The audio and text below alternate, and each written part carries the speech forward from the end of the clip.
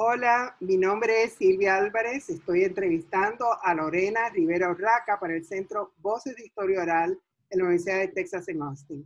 Le agradecemos mucho su participación. Es importante que conozca, señora Rivera Urraca, que esta entrevista va a ser archivada en la colección latinoamericana Nettie Lee Benson de la Universidad de Texas en Austin.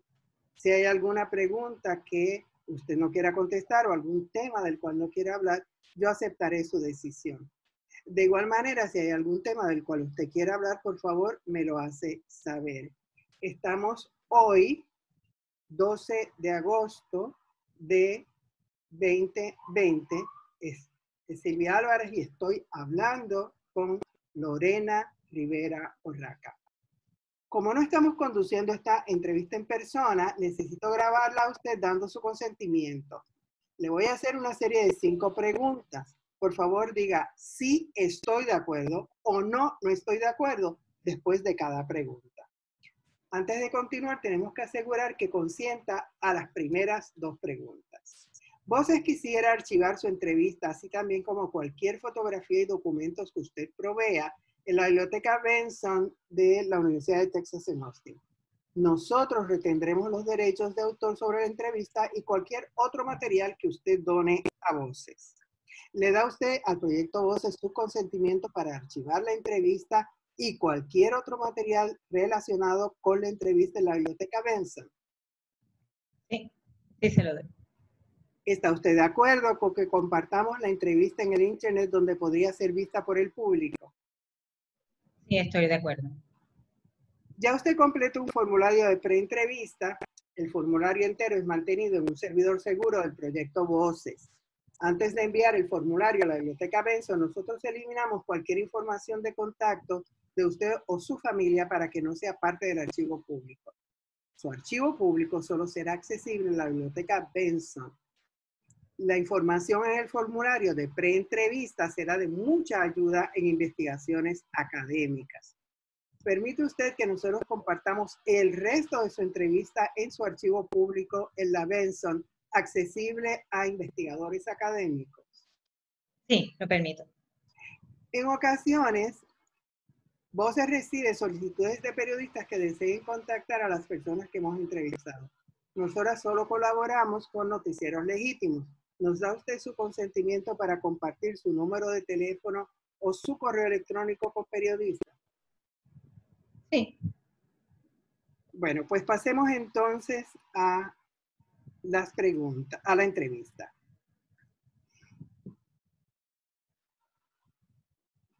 Quisiera yo saber, antes que nada, quién es usted y nadie mejor que usted para darnos un perfil de su persona, que sea lo más explícito posible para que la entrevista tenga ese contexto y esa identidad bien establecida de su parte. ¿Quién es usted? Bueno, me llamo Lorena Rivera Urraca. Nací en San Juan, Puerto Rico, en el 1974, o sea, tengo 46 años. He vivido la mayor parte de mi vida en Puerto Rico, aunque viví 10 años fuera de Puerto Rico para hacer estudios graduados en México y en Estados Unidos, en Nueva York. Antes de eso también tuve una educación, digamos, poco tradicional en aquella época. Estudié en una escuela Montessori, escuela pequeña de las pioneras de educación Montessori en Puerto Rico. Luego pasé a la Escuela Superior de la Universidad de Puerto Rico, que digamos tampoco es una educación convencional, era una mini universidad. Luego pasé a la Universidad de Puerto Rico, en donde estudié bachillerato en humanidades, en el departamento de estudios interdisciplinarios, donde creé mi propio proyecto de estudio, mi propio programa, bajo una parte de ese proyecto que se llamaba estudios individualizados, en donde uno pues sometía una propuesta,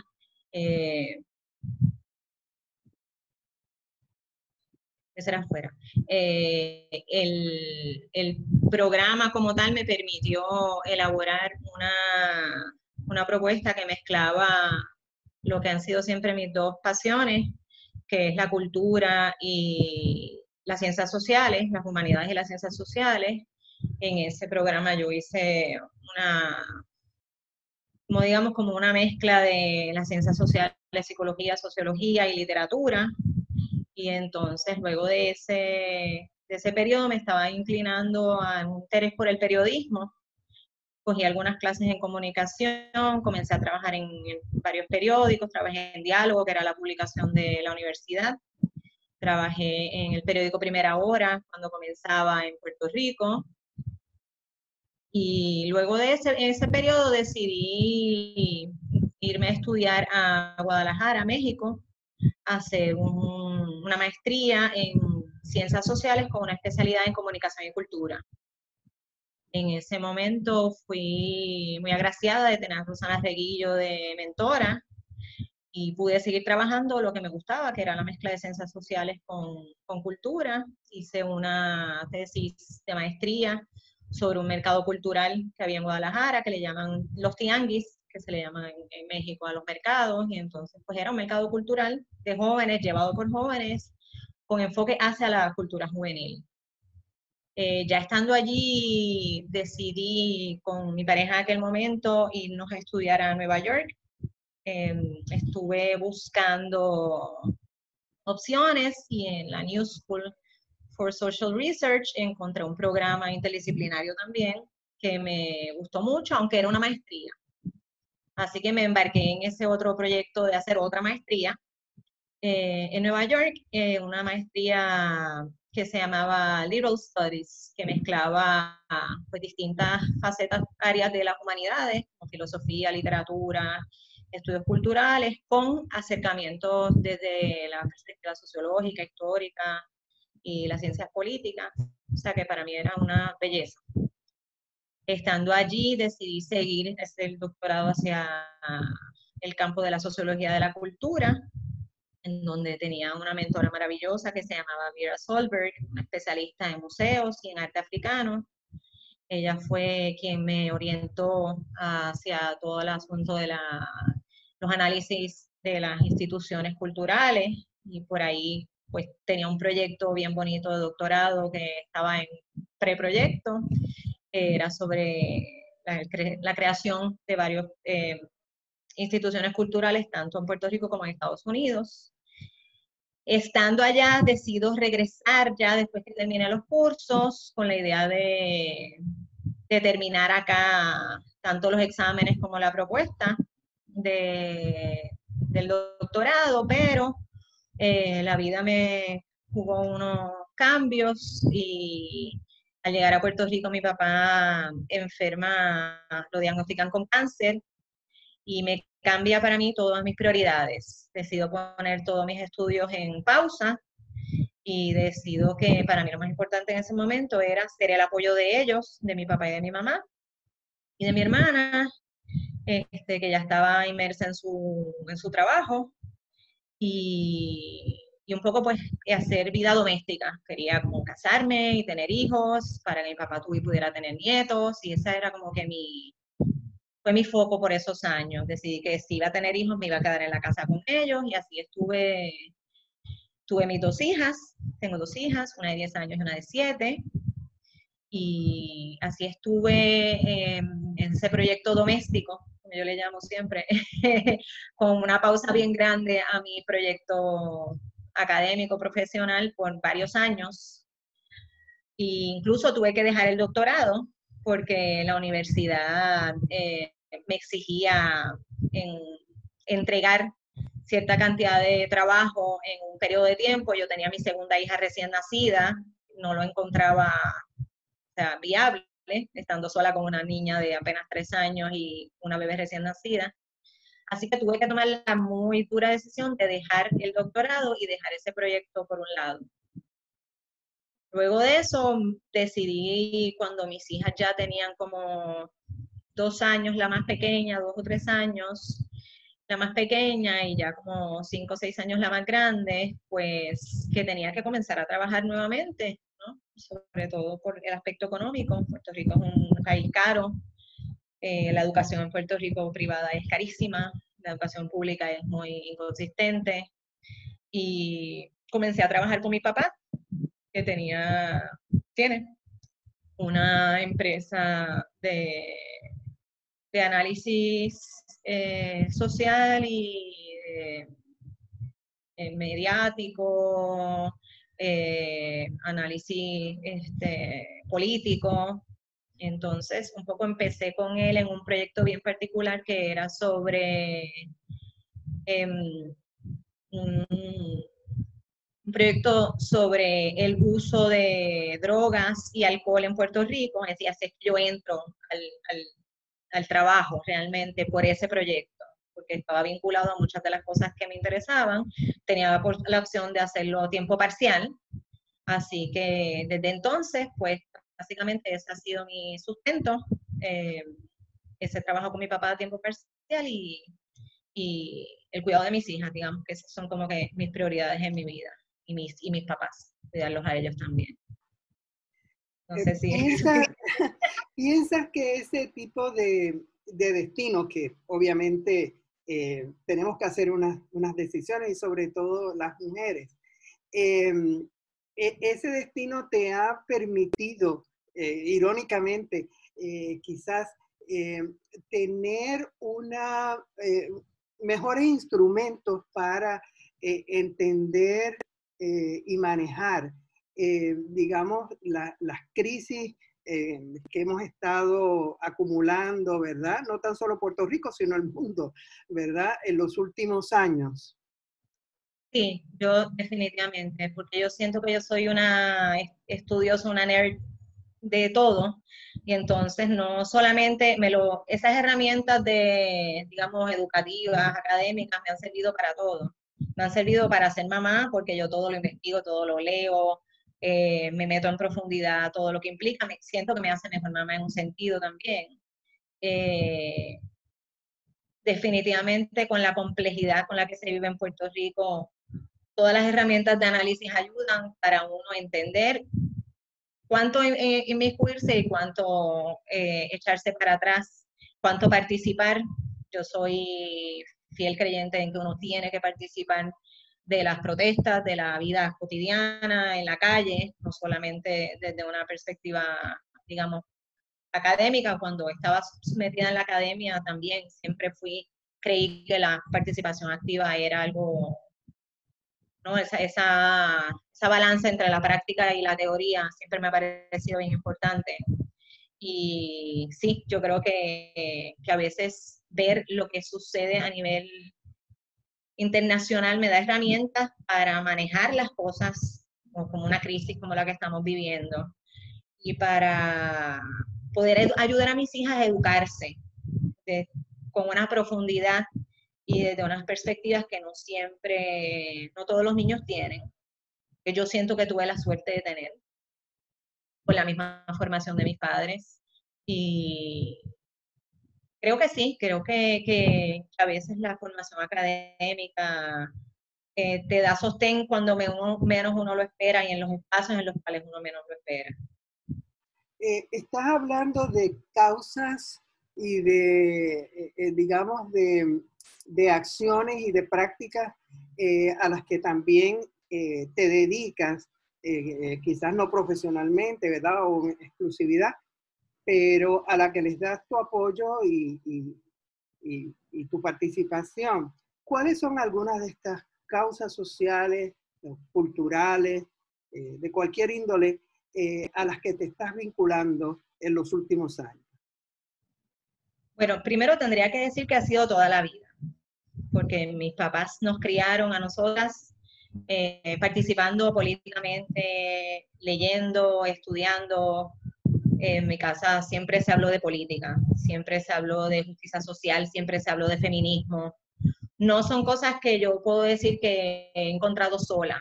A lo mejor la evolución, si esa es individual, porque uno se hace adulto y uno va formando sus propias opiniones, sus propias nociones de cómo deben seguir las rutas, y yo difiero con mis papás ahora de muchas cosas, pero definitivamente siento que la manera en que me educaron es la base. O sea, yo, por ejemplo, pues creo en la justicia social, soy una ferviente feminista, creo en la igualdad, creo que los niños y las niñas tienen que aprender a reeducar, hay que reeducarnos, tenemos que reeducarnos.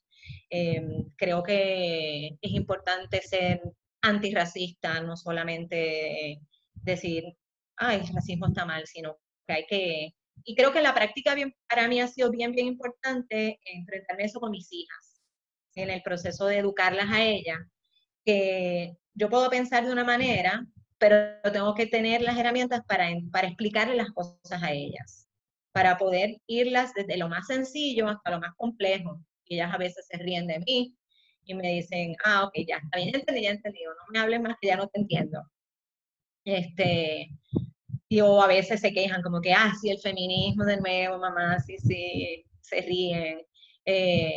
Yo vengo de una familia independentista, creo en la independencia de Puerto Rico, creo en la justicia social, creo que el mundo tiene un problema muy serio de distribución de riquezas, creo que tenemos que hacer algo por el medio ambiente, una conciencia que hay que desarrollar en los niños y que hay que desarrollar sobre todo en los adultos. Los niños tienen mucha más conciencia que los adultos ahora mismo sobre los cambios climáticos y los cambios ambientales y la importancia de hacer algo al respecto.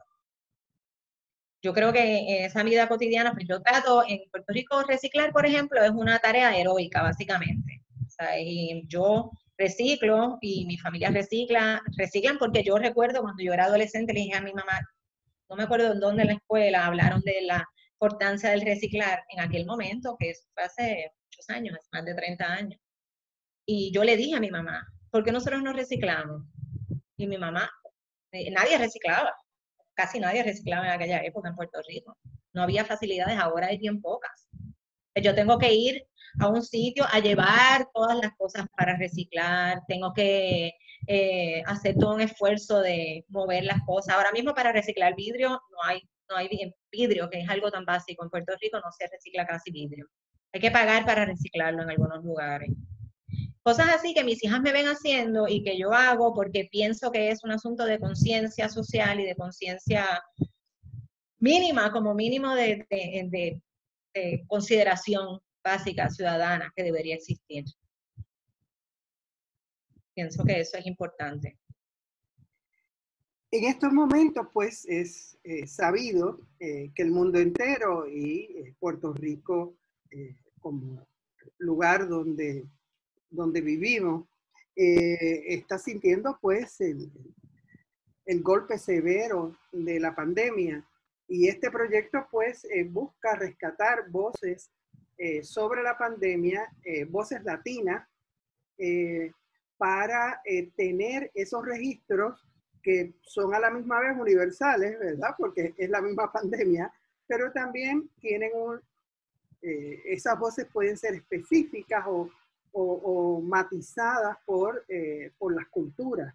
Y cómo gestionamos la pandemia, pues puede tener vamos a decir, un colorido distinto a cómo la gestionan otras comunidades. Antes de pasar a los impactos, digamos, más puntuales, yo quisiera tener de parte suya algún cuadro general de qué ha significado la pandemia, es decir, o cómo ve usted la pandemia en tanto fenómeno global, ¿verdad? Y fenómeno, en este caso puertorriqueño, antes de pasar a los impactos particulares que queremos resaltar. Pues yo creo que la pandemia, cuando comenzó en Puerto Rico el lockdown en marzo, yo ya sentía una ansiedad muy grande por lo que estaba viendo en otras partes del mundo. Porque si bien la gente hablaba de que esto era un gran ecualizador, como de que el virus le podía dar a todo el mundo, lo que queda bien claro es que es el contrario, que sí, el virus le puede dar a todo el mundo, pero los recursos con los cuales la gente se enfrenta a eso son totalmente distintos. Una persona que se puede quedar en su casa meses trabajando versus una persona que si no sale no come, yo creo que de las cosas que más me han impactado, ver cómo la gente se arriesga a enfermarse porque tienen que sobrevivir. Ver cómo los empleados esenciales en todas partes del mundo son gente que gana muy poco, que son muy mal cuidados, cómo la sanidad en unas partes del mundo significa una cosa y en otras es la vida entre la vida y la muerte, es la diferencia entre la vida y la muerte, ¿no? Los países con recursos, con organización versus los países pobres o los países que no han sabido enfrentar la pandemia de manera sabia o de manera justa. Yo creo que para mí lo más importante ha sido eso. Primero, ver la naturaleza en un principio resurgir y toda esa parte fue bien impactante. Yo sé que había algunas cosas que eran fake, pero muchas eran reales, de los animales, el mar, los bosques, la cuestión de la contaminación lumínica, el impacto del footprint, del carbon footprint que le llaman. O sea, toda esa parte fue impactante, fue como que diablo, sí, le hacemos un horror al planeta, eso es cierto, ya está probado, ya lo podemos todos ver. Y por otro lado, la desigualdad con la que se enfrenta la gente a esta situación, yo creo que son de las cosas que más me han impactado de este proceso. Y el impacto en los niños, eso yo creo que es lo otro que más me toca. Sí. Si usted fuera a identificar qué transformaciones usted se haya dado cuenta, ¿verdad? Muy evidentes, se han operado en su persona con esta pandemia. Podemos empezar desde cambios en las rutinas, etcétera, pero me gustaría llevarlo a cosas quizás más íntimas, más profundas, que ha provocado la pandemia en usted. Bueno, lo primero es la ansiedad. Yo no tiendo a ser una persona ansiosa y en estos meses yo tengo noches que me desvelo, me cuesta dormirme, cosas tan sencillas como esa, como el sueño. De momento me acuesto a dormir y la cabeza se activa sola y cosas que nunca me habían pasado en la vida, porque yo siempre he podido descansar, he podido hacer ese desconecte, esa relajación de la noche, yo ni veo televisión por la noche normalmente, soy ese tipo de persona que no tiene problema para descansar. Y la ansiedad ha sido algo bien fuerte. Primero, los primeros meses era el pánico de enfermarme o de que alguien se enfermara, de que alguien cercano a mí se enfermara, que se enfermaran mis hijas, que se enfermaran mis papás. Todo eso era una cosa que me tenía, o sea, yo no quería salir a ningún sitio, si iba a cualquier lugar me daba como que me quería como hasta tragar el alcohol, bañarme en antibacterial, era horrible. Uno va normalizando ciertamente algunas cosas y pues ya uno sabe las medidas de precaución que tiene que tomar, con todo y que ahora está peor que nunca, el contagio, por ejemplo, en Puerto Rico,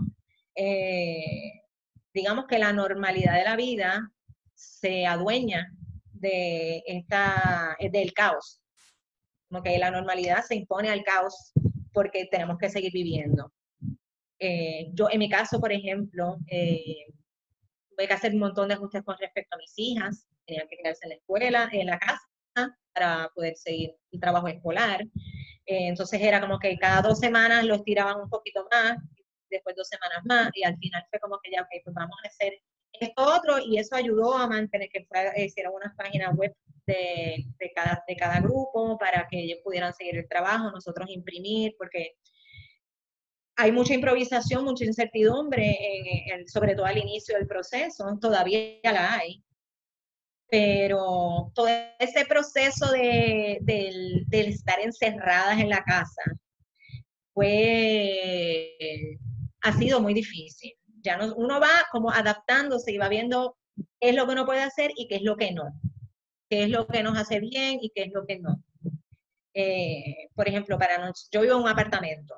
Eso significaba que nosotros estábamos encerradas en el apartamento todo el tiempo los primeros meses. En cuanto pudimos, yo empecé a montarlas en el carro y a dar un paseo para ver el mar.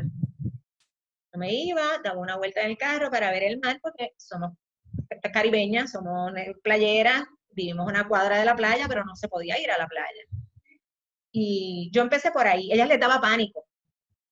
salir de la casa, les daba pánico y ir a la playa. Yo les decía, vamos a bajarnos aquí un momentito, no pasa nada, aquí no hay nadie. Yo las llevaba a sitios remotos donde no había nadie y les daba pánico hasta bajarse del carro. Entonces me di cuenta que yo tenía que bajar mi ansiedad y tenía que demostrarles a ellas que nosotros las vamos a cuidar y manejar la ansiedad de ellas. Para mí esa parte fue la más dura con la grande, porque al ser ya una, digamos, preadolescente, ella sí se afectó mucho de estar encerrada y no ver a sus amigas y de sus amigos y estaba deprimiéndose y tenía coraje. Entonces tuvimos que manejarlo con mucha generosidad y con calma, porque uno también está ansioso y uno tampoco, yo no soy maestra. Entonces, de momento ellas me decían, ay, pero ¿por qué me dices eso? Y yo, ay, perdón, pero es que yo no soy maestra, yo no sé bien lo que estoy haciendo tampoco, yo estoy tratando. Y eso que ya son pequeñas, que no me tocaba un material muy complejo. Pero es difícil uno enfrentarse también a los shortcomings que uno tiene como mamá, como persona, como de todo, de que uno se cansa, de que estás encerrado. Empezar a buscar las opciones de, ok, pues vamos todo, en cuanto se pudiera ir a la playa, empezamos a ir a la playa todo el tiempo, cada vez que podíamos ir a la playa, meternos un ratito, regresar. Hemos engordado las tres, porque no tenemos a dónde ir. Nosotros vivimos en un apartamento en el que normalmente caminamos, íbamos a la playa, nadábamos, íbamos a la piscina en casa de mis papás, vamos al parque y de momento todo eso se suspendió. Cuando hubo una pequeña apertura que podíamos ir a la piscina en casa de mis papás, que era un condominio, fue maravilloso, íbamos a la piscina todo el tiempo, estábamos nadando, todo el tiempo. De momento vuelven y cierran, vuelve como un cierto encerramiento de parte de ellas, de no quiero hacer esto, no quiero hacer lo otro. Y entonces es como uno enfrentarse a eso, a ese vaivén, a esa incertidumbre del, bueno, ¿qué va a ser lo próximo que nos va a decir el gobierno? ¿Qué es lo próximo que va a pasar con la escuela? Porque no todas las escuelas se han manejado de la misma manera. Ellas están en una escuela Montessori y las escuelas Montessori no son fáciles de traducir a distancia porque ellos trabajan con materiales, ellos trabajan de manera bien concreta, ellos no usan libros. Entonces, es bien complicado traducir eso.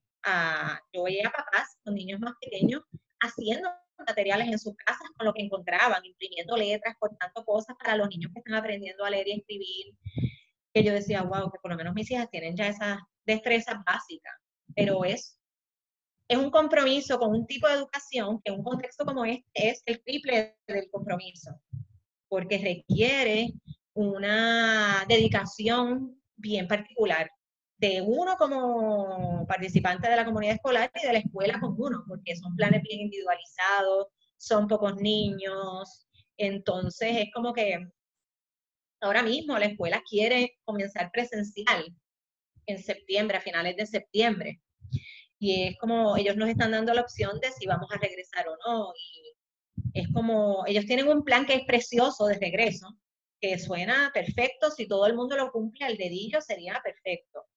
La cosa es, tú vas a confiar en las otras 100 familias que están participando de ese mismo comunidad escolar, de que van a hacer todo lo perfecto y correcto.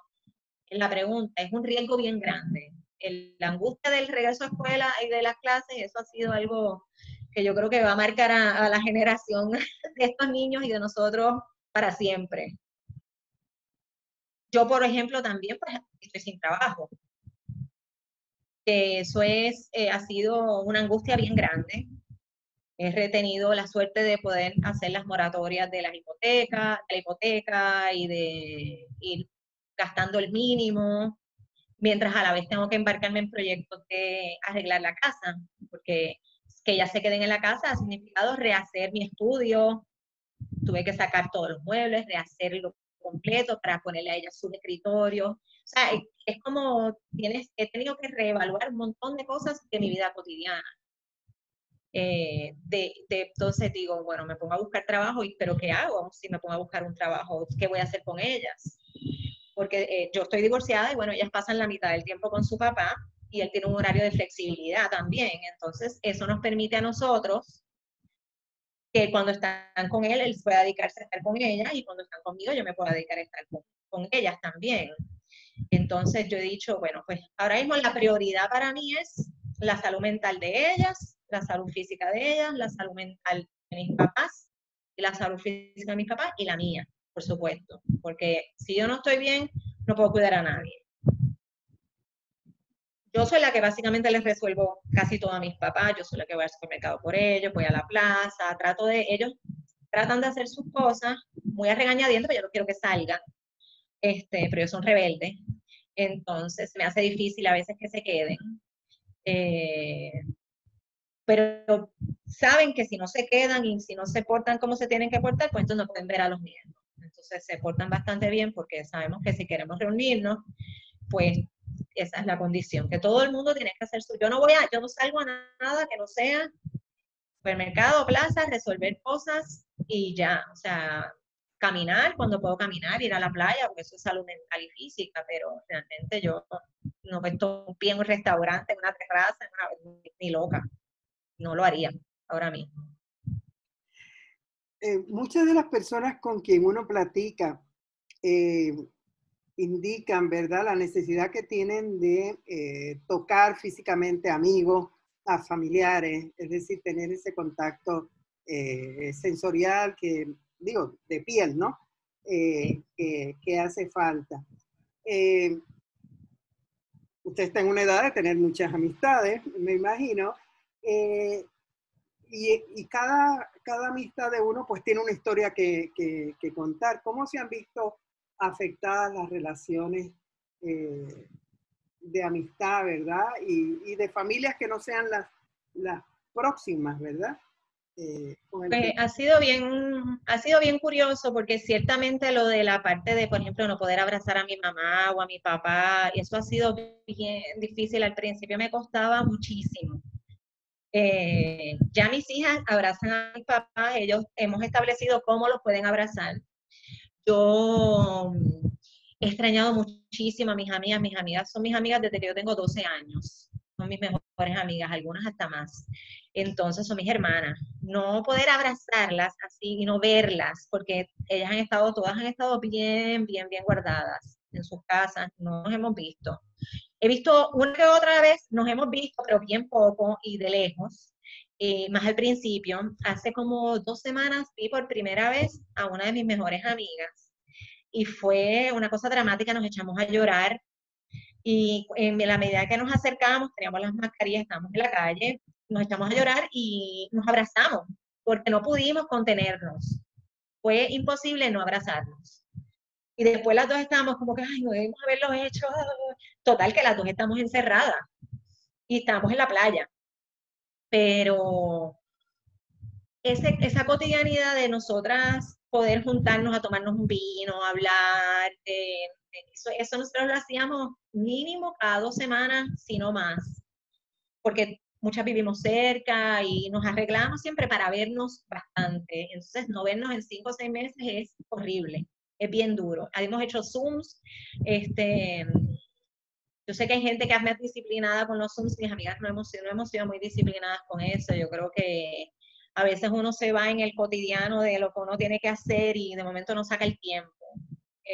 Las mujeres yo creo que tendemos a pecar más de eso que los hombres. Los hombres sacan su tiempo para ellos y para sus amistades. Las mujeres tendemos a como que el tiempo libre, pues, mi mamá o mi tía, o, por ejemplo, mis tías que no las veo, porque mis tías están mayores, o sea, hay una de ellas que no es que sea tan mayor, sino tiene un compañero que tuvo un derrame y está de cama, entonces nadie se atreve a ir porque creemos que es muy peligroso para él que nosotros lo veamos. Entonces nos vemos de lejos, yo para el cumpleaños, te llevo un regalito con las nenas y eso, pero ha sido bien difícil no reunirnos. Mi familia nosotros somos una familia bien pequeña.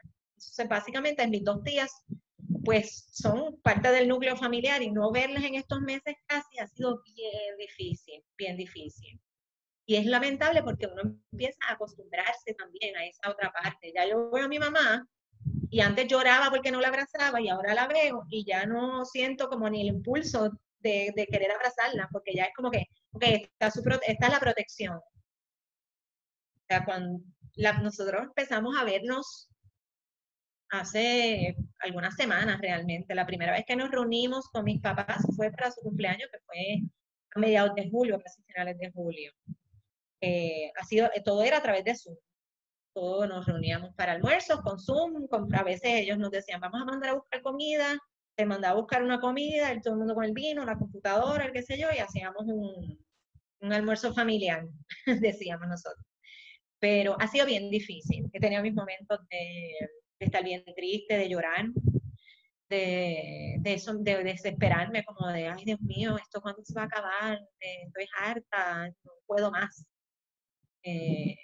¿Por qué nos tocó vivir esto? ¿Por qué? ¿Por qué no podía esperar la pandemia 100 años más? No sé. La comunidad en la que usted vive es una comunidad urbana de ciudad metropolitana. ¿Cómo ve usted los cambios que que se registran en esa ciudad? ¿Estamos siendo más amables, más cuidadosos o hay más violencias, microagresiones? ¿Cómo vemos la situación? Yo siento que en términos sociales la gente no ha cambiado nada, no hemos aprendido nada. Muy lamentable, pero yo siento que en Puerto Rico y en la mayor parte del mundo no hemos aprendido nada. Ahora basura, hay que sumarle la basura de la calle y de las playas, pues las mascarillas y los guantes y todo lo que se usa. No hemos aprendido a respetar más la naturaleza, no hemos aprendido a respetarnos más.